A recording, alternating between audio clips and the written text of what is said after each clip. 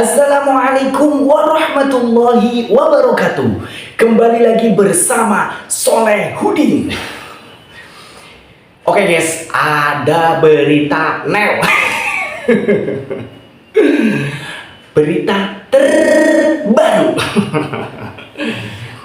Untuk kalian semua yang belum subscribe, like dan komen channelnya Soleh Hudin, tolong ya di subscribe, like, karo komen. Iya bosku. Wis aja kalian bacot ya. Kita simak videonya supaya tidak gagal paham. Kalian tahu? Hari ini Opung Parbella ingin membawakan dua kabar sekaligus. Kabar baik dan juga kabar buruk. Opung Parbella kalau bisa kabar buruknya dulu ah. Biar enak nanti kedengaran ujungnya. Kabar buruknya, Argentina kalah. Kabar baiknya, semua permohonannya Rosario ditolak hakim. Dan statusnya tetap tersangka. Sebentar dulu Opung Parbella. Bagi pendukung Spanyol kayaknya dua-duanya ini berita baik ini. Nggak ada buruk-buruknya ini. Ya juga ya. Tergantung pendukung siapa ya kan. Aduh. Ya inilah kau Rosario. Merasa menang kau ya. Belum berperang udah merasa kau pede kau menang. Tadi malam biar tuh kalian live dia. Wah, gembira kali dia seolah-olah besoknya ya hari ini bakalan menang dia. Ternyata menang memang dia. Menangis. Menangis. Yakin aku biar tahu kalian sekarang ini dia lagi duduk di pojokan. Walaupun rame, tapi dia merasa sendiri. Merasa sendiri di tengah keramaian. Walaupun sekelilingnya tertawa, dia menangis. Menangis di tengah canda dan tawa.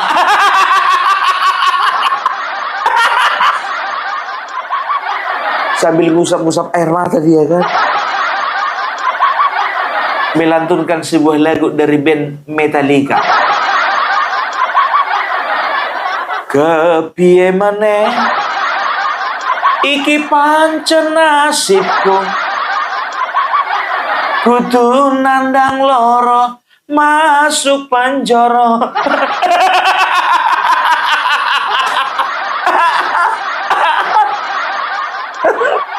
Gelisah dia bah. Gelisah biar tahu kalian.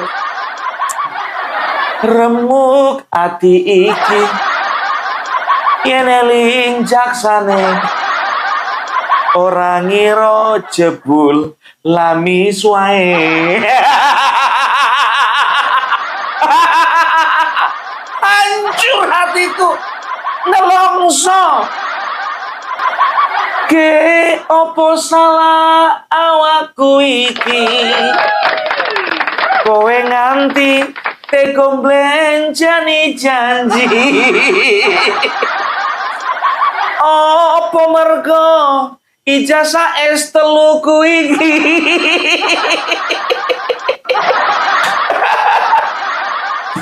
Larat bondo seje karo uripmu. Bayangkan kalian biar tahu kalian lagi susah hatinya itu sekarang. Aku nelongso mergo kebacu tresno. Ora ngira saikine cidro. Kalian kira cuma Opung Parbella yang jadi fansnya Didi Kempot. Dia juga ini sobat ambiar ini. Kalian tanya sama Rosario, kenal sama Didi Kempot? Kenal ya. Tapi minta maaf kepada keluarga Didi Kempot. Aku menyanyikan lagu-lagu Didi Kempot bukan ingin merusak lagu, tapi karena kebanggaanku terhadap karya-karya beliau. Kalaupun ada plesetan-plesetan, mohon dimaafkan. Aduh, galau ya. hancur hatiku. Yang mengenang hakim. Kemarin biar tahu kalian, Pak Hakimnya dipuji-puji waktu pra-peradilan pertama. Coba dulu pra-peradilan kedua ini, berani nggak dia maki-maki hakim?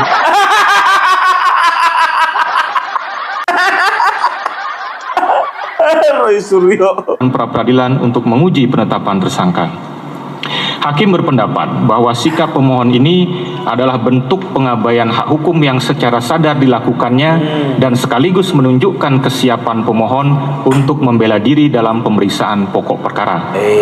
Menimbang bahwa sidang pemeriksaan pokok perkara merupakan forum yang lebih tinggi kualitasnya untuk menguji bukti-bukti yang dimiliki oleh penyidik yang telah dianggap lengkap dan layak untuk dilakukan penuntutan oleh penuntut umum.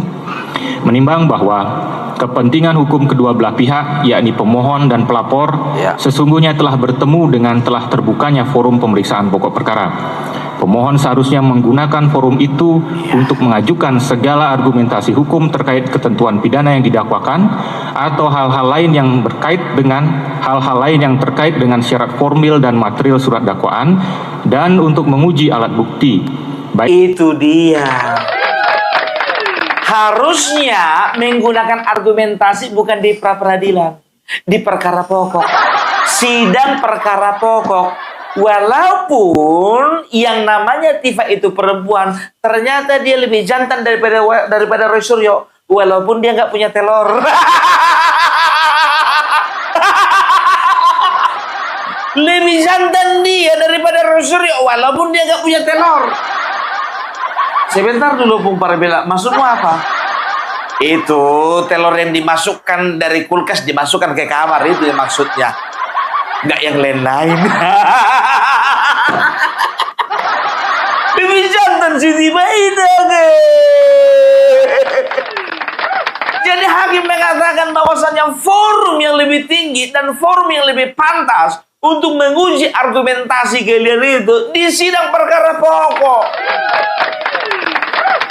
Jangan mentang-mentang pra-peradilan pertama penahanan dan juga penangkapan itu menangkau ya. Tersangka status tersangkamu pun juga mau dimenangkan.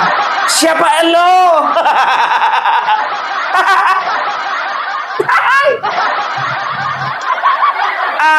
Aku nelongso.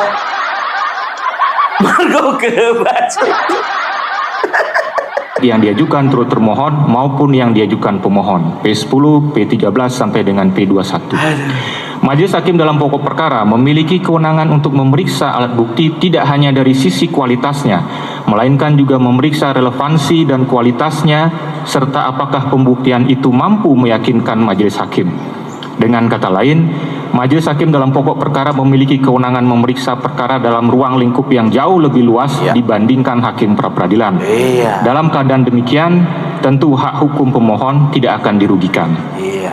Menimbang bahwa ketika pasal 163 ayat 1 huruf E KUHP dihubungkan dengan pasal 160 ayat 3 yang berbunyi, permohonan pemeriksaan sah atau tidaknya pelaksanaan upaya paksa yang diajukan oleh tersangka, keluarga tersangka atau advokatnya sebagaimana dimaksud S1 hanya dapat diajukan satu kali untuk hal yang sama, telah memunculkan penafsiran adanya hak kepada terdakwa yang perkaranya telah dilimpahkan ke pengadilan untuk mengajukan permohonan pra-peradilan dan diberikan hak untuk mengajukan pra-peradilan dengan cara dipecah satu persatu.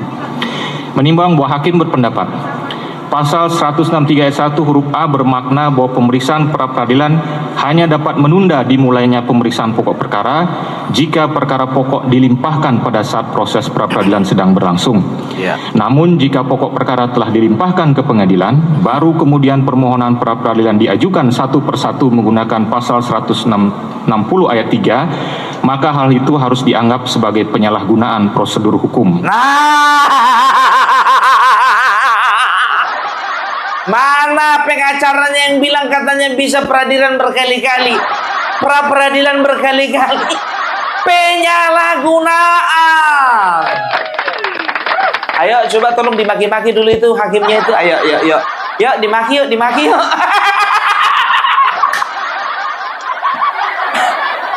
Aku nelongso. Piye Mas? Mentalmu aman toh? Ora wedi toh masuk penjara udah biasa toh? Nggak mungkin wedi toh. Aman mental. Oh, jangan mau kalah sama si Tipal. Dia tuh lebih jantan dari sampean. Udah dibilang Opung Parvela tadi dia lebih jantan walaupun udah punya telur. Nggak bisa dipecah-pecah. Enak aja lu macam-macam. Yang ini untuk penahanan, yang ini untuk penetapan tersangka. Dia mau bikin pra-peradilan ketiga. Kau kira ini pengadilan punya nenek moyangmu? Ada-ada aja. Parah kali kawan ini. Menimbang bahwa tindakan pemohon mengajukan permohonan pra-peradilan terkait penetapan tersangka setelah pelimpahan perkara dan setelah pra-peradilan pertama mencapai tahap kesimpulan adalah bentuk nyata upaya untuk menunda-nunda dan mengganggu proses pemeriksaan pokok perkara. Itu dia. Upaya untuk menunda-nunda. Menunda-nunda. Udah gue bilang sama kau Roy Suryo dari kemarin-kemarin ya. Ingat gak waktu kita sekolah dulu apa dibilang ya? Jangan pernah menunda pekerjaan yang bisa dikerjakan hari ini. Jangan tunda hari esok. Apa yang bisa kau lakukan hari ini? Kok kau tunda-tunda? Hakim aja sudah bisa membaca itu. Jangan kau bodoh-bodohi masyarakat. Kau bilang ini adalah hak kami, ini adalah hak tersangka. Betul hak tersangka. Tapi sekarang udah terbukti menunda-nunda kawan.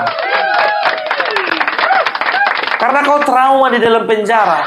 Udah bisa kau bayangkan betapa panasnya di dalam penjara gak ada AC. Menurut hakim, upaya ini adalah salah satu bentuk penyalahgunaan pra-peradilan. Itu dia. Menimbang bahwa berdasarkan seluruh uraian pertimbangan di atas, maka permohonan pra-peradilan pemohon sudah tidak relevan lagi, sehingga sudah sepatutnya dinyatakan ditolak untuk seluruhnya. Menimbang bahwa oleh karena permohonan pra-peradilan ditolak untuk seluruhnya, maka biaya yang timbul dalam perkara ini haruslah dibebankan kepada pemohon sejumlah nihil. Mengingat pasal 89, pasal 160 ayat 3, pasal 163 ayat 1 Undang-Undang Nomor 20 Tahun 2025 dan peraturan undang-undangan lain yang bersangkutan mengadili: 1. Menolak permohonan pra-peradilan pemohon untuk seluruhnya. 2. Membebankan kepada pemohon untuk membayar biaya perkara sejumlah nihil. Demikianlah diputuskan pada hari Senin tanggal 20 Juli 2026 oleh Ketut Darmawan SH, Hakim Pra-Peradilan pada Pengadilan Negeri Jakarta Selatan, dan diucapkan dalam sidang terbuka untuk umum pada hari dan tanggal itu juga oleh hakim tersebut dan dibantu oleh Wijayanto SH, panitera pengganti, serta dihadiri oleh pemohon dan kuasanya, kuasa termohon serta kuasa turut termohon. Demikian putusan yang telah dijatuhkan. Luar biasa. Lihat aja, bentar lagi akan ada narasi mengatakan bahwa hakim ini juga termun.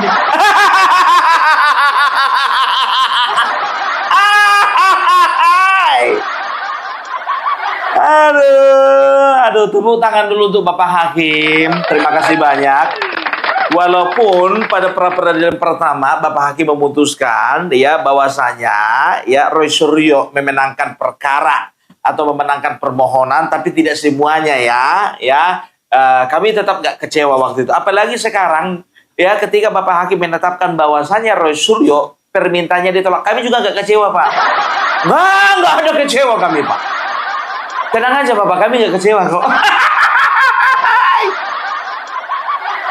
Yang sebelah sana Pak yang kecewa Pak. Sampai di luar ruang persidangan setelah sidang, biar tahu kalian ngamuk-ngamuk ada mama. Mama ngamuk-ngamuk biar tahu. Kita lihat. Di negara Konoha ini. Lawan. Sampai langit akan runtuh.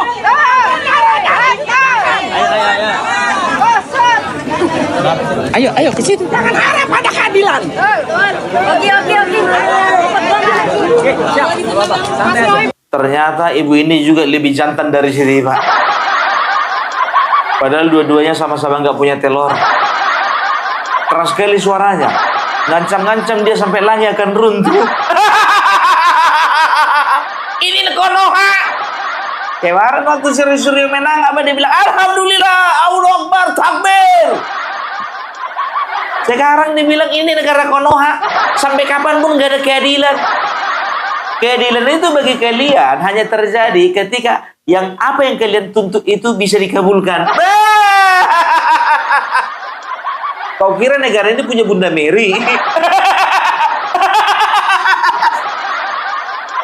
Ada aja. Kasihan amat sih lo. Setelah tersangka, naik menjadi apa? Terdakwa. Kau juga dimasukkan ke dalam persidangan, Riz Roy. Udah duluan siapa sih tiba kan? Kemananya? Kayak mananya itu ya? Percuma lah peradilan. Kau juga ikut sidang kau. Tahu kalian? Yakin aku, yakin saya yakin ya. Ketika permohonannya ditolak, aku yakin bukan kubu Bapak Joko Widodo yang paling senang, bukan juga si Rismon yang paling senang, bukan. Tahu kalian siapa? Ahmad Kosinudin.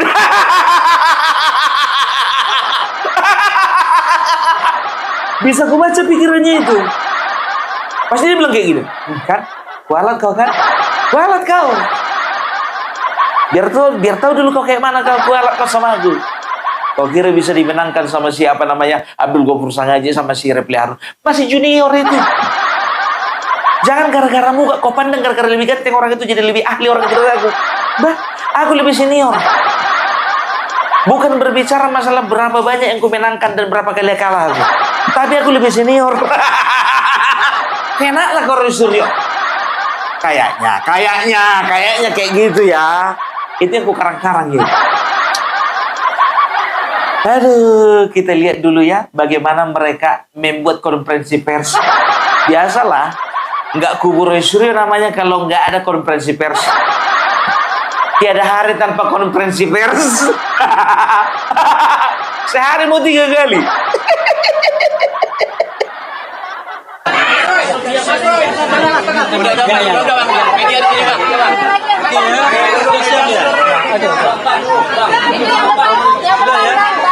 Assalamualaikum warahmatullahi.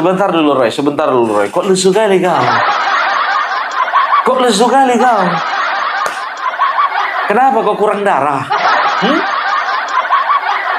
Padahal bukannya bilang apa aku, ya biar tahu kalian ya. Waktu di dalam ketika hakim menyatakan bahwasanya menolak permohonan Roy Suryo, aku kepengen kali biar dia tahu kalian mendengar si Roy Suryo teriak begini. Bagus! Bagus! Rupanya nggak berani dia.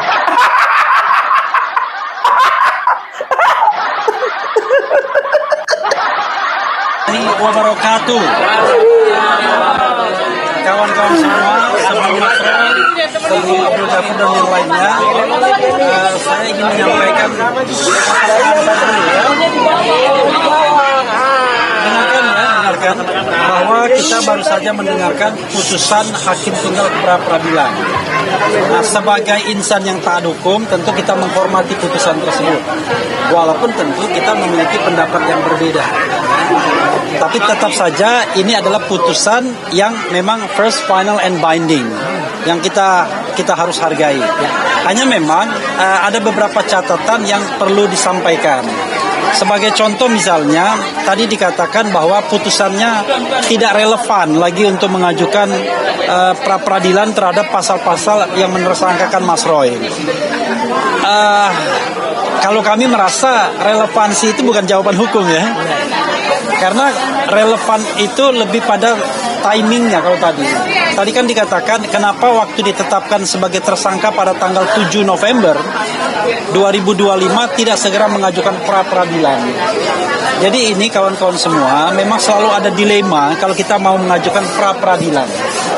Dilemanya adalah kita mengetahui bahwa success story dari pra-peradilan itu memang kecil sekali, ya, dan bahkan dalam beberapa hal ada politisasi dan lain sebagainya, dugaannya seperti itu. Karena itu pada waktu itu baik Mas Roy maupun Dr. Tifa memberikan benchmarkingnya begini. Kalau beliau ditangkap, sebentar dulu, aku tanya dulu sama kalian. Kalau memang betul kalian mengatakan pendapat kalian bahwasanya success story daripada pra-peradilan itu kecil kali ya. Kenapa pra-peradilan pertama kalian ajukan? Kenapa ujung-ujungnya kalian juga mengajukan pra-peradilan dan menang lagi? Nggak jawaban itu Repli Harun. Nggak jawaban itu sayangku. Apaan alasan seperti itu? Ya, makanya gue bilang, ya hakim sudah mengatakan bahwasanya ketika penetapan tersangka, di situ maunya ya dia juga pra peradilan. Mau ada kemungkinan besar, kemungkinan kecil, sama sekali nggak punya kemungkinan. Yang penting usaha.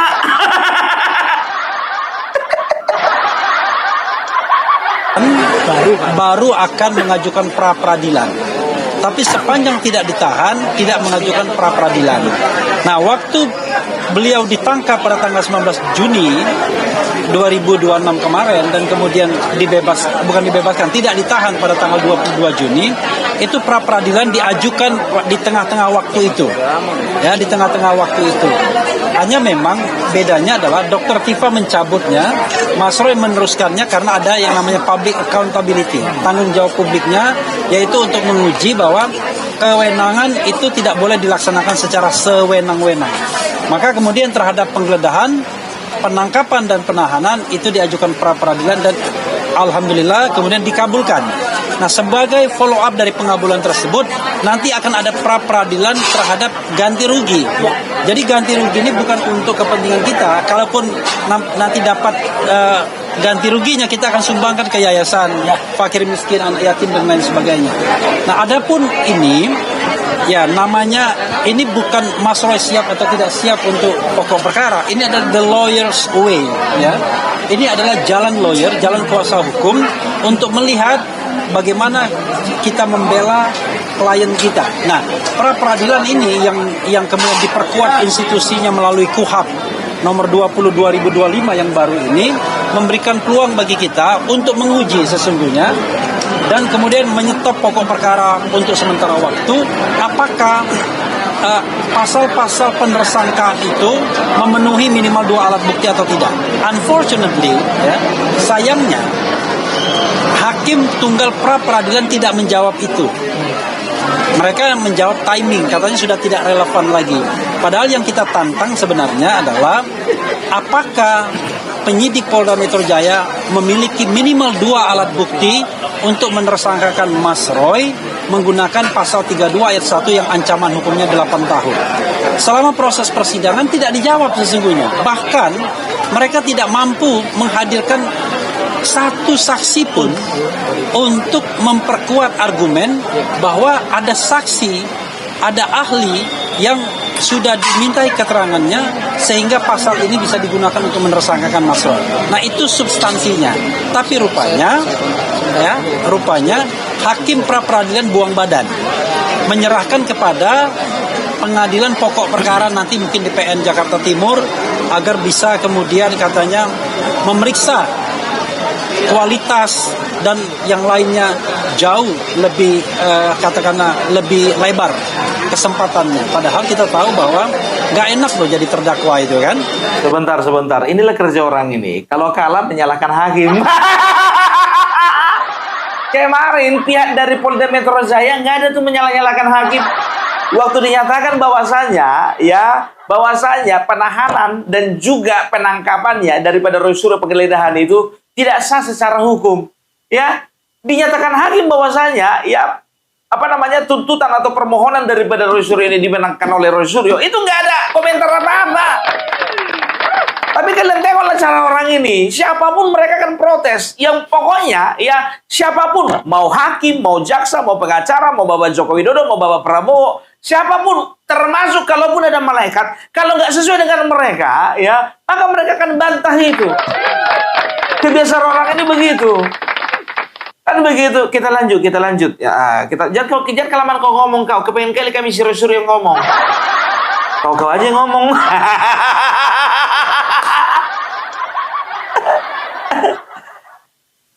Siapa bilang kemudian waktu, tenaga dan lain sebagainya. Tetapi apapun itu, sekali lagi kita hormati putusan ini dan tentu kalau ditanyakan pada Mas Roy, apakah Mas Roy siap untuk pokok perkara? At any time kita siap. Ya, ini adalah the lawyer's way untuk mencari jalan agar kemudian Mas Roy ringan, ya.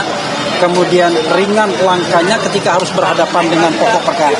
Tetapi kalau belum sukses, yaitu God way, ya kan? God hand, tangan Tuhan atau jalan Tuhan. Itu saja kawan-kawan semua. Sebelum Mas Roy, Abdul Ghafur akan menambahkan. Silakan. Oke. Bang Refli, terima kasih. Rekan-rekan media.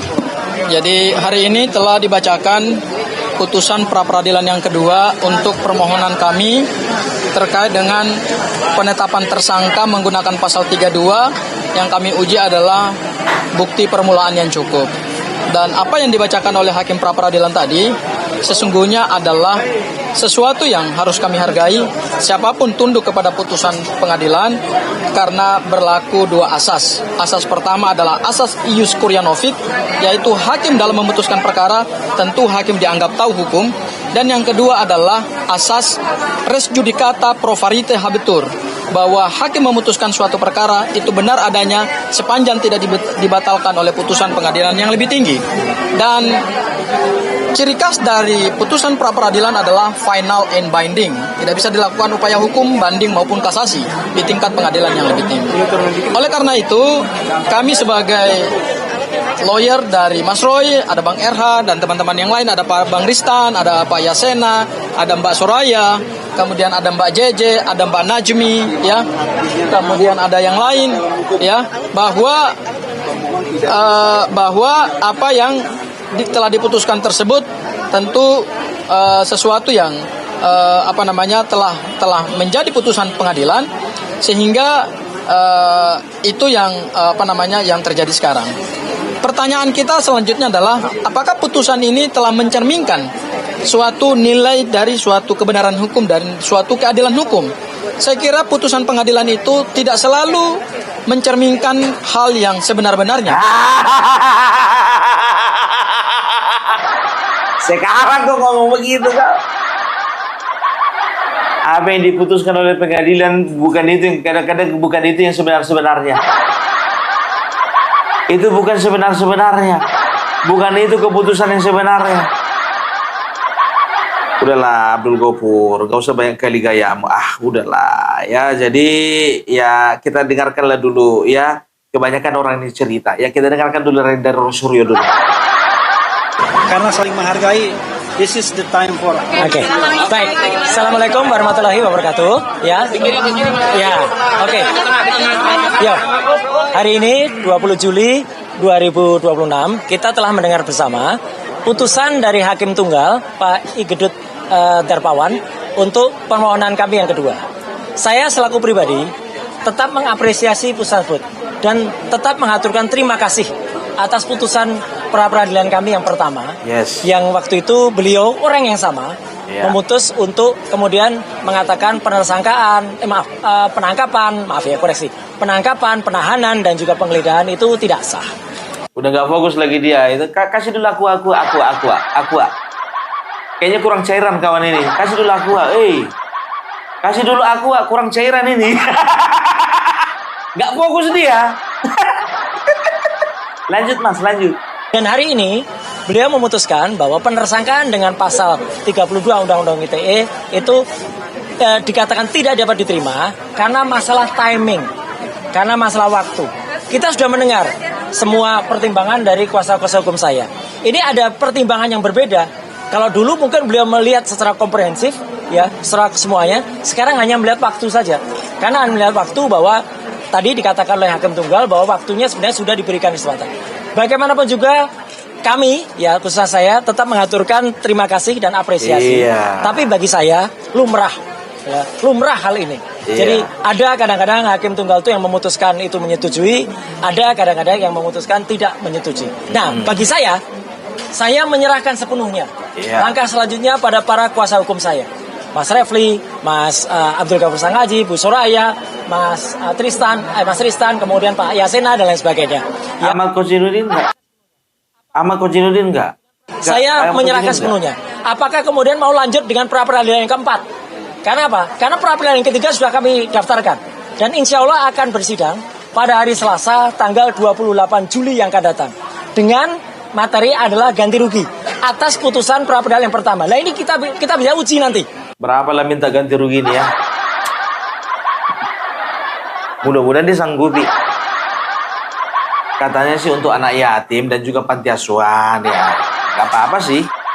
Nggak apa-apa sih, nggak apa-apa. Kalau memang ke situ tujuannya, asal jangan salah alamat aja.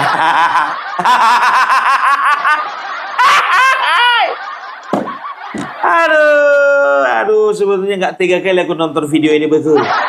Ya, Roy Suryo tetap semangat, ya. Roy Suryo tetap tegar, Roy Suryo tetap tetap punya harapan ya. Gimana pun juga ya, kita sesama makhluk ciptaan Tuhan harus sama-sama saling memberikan support. Ya, itu dulu dari Bung Parbelang. Salam.